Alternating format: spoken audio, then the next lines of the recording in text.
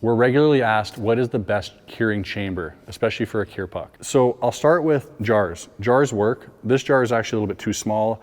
It should be twice the size. It's a wide mouth jar, so you can put the cure puck nut inside, you can screw it in. We have hundreds of these jars. We're always doing tests to validate curing. And so this is a solution. It's rather small, but it's a solution. So from here, you go to a bucket. Any type bucket, as long as it's sealed, works really well. Just make sure that the bucket is at least half full so that the flower can impact the headspace correctly. Next would be a stainless steel chamber. Very expensive, looks good, not very common, but we see it. Next is if you're in a GMP or highly regulated environment, something like pharmaceutical grade, you'll have to go with something like this. It's food grade plastic. You can line it with a drum liner or turkey bag. They come in 30, 35 gallon range. They're nice because you can put them on the barrel rollers and roll them. They seal perfectly tight and they're super easy to clean. The downside of these is the static can be a bit of a challenge sometimes.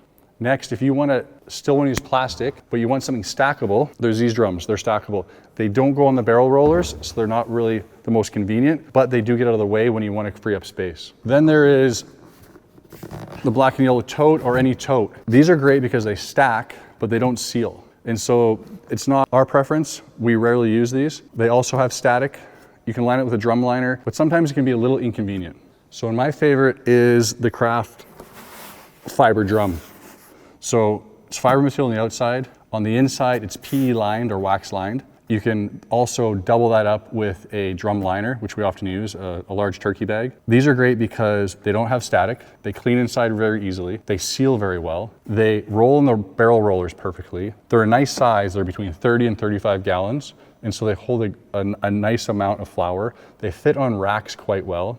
And I think they look good. When you have a lot of them, they look similar to aged whiskey or wine barrels.